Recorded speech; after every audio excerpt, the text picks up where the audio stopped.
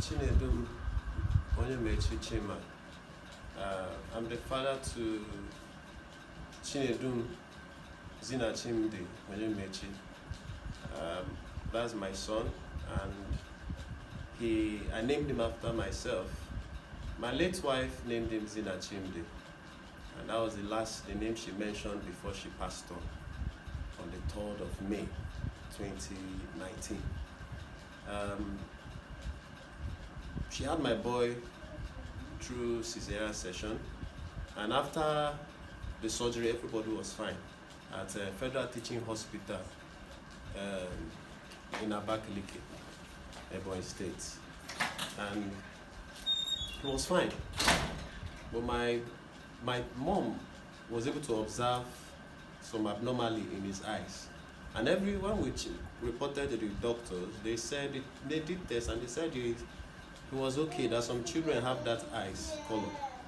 But then, because I couldn't handle the shock, I had to relocate back to Lagos with the kids to be closer to my parents. I left everything I was doing and moved from Ebonyi State, Abakaliki, to Lagos, and because I needed help.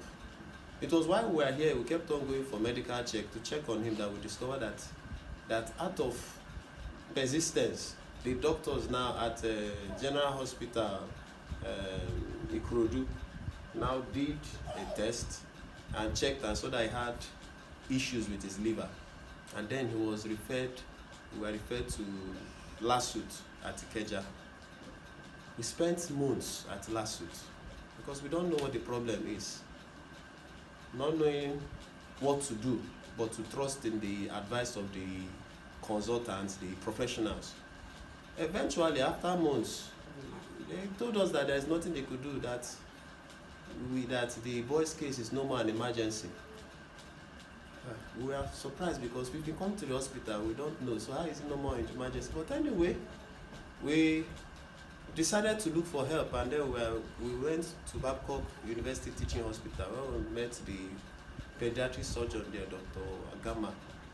And after checking the boy, then it was so bad that you see his intestine, arteries, everything was bulging out in his stomach.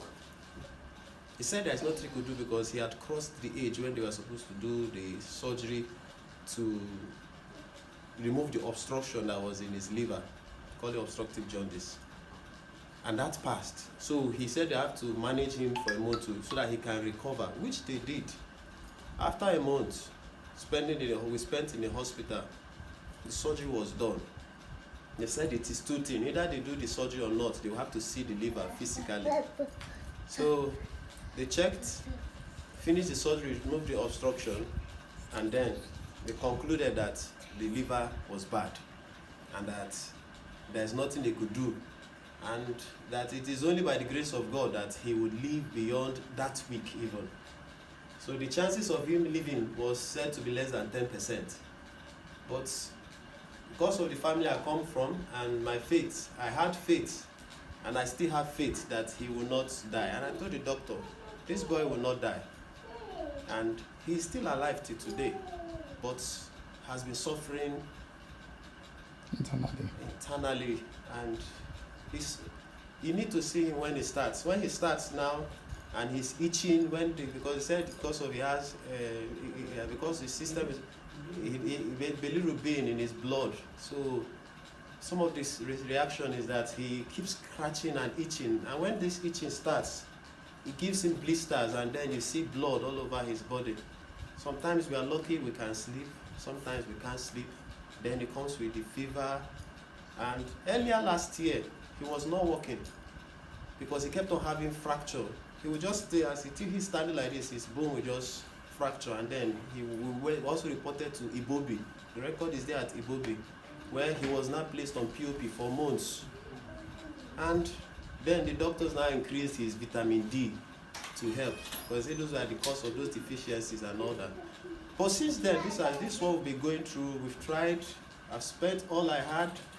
I exhausted my funds and my savings in trying to save his mother first, and she still passed on.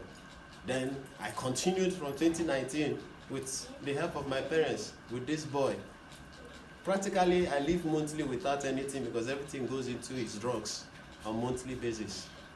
Right now, there is no source of me even sourcing for the amount needed for the transplant, which is around $39,000 US, both the surgery and they say it's outpatient test and some other things they need to do in India.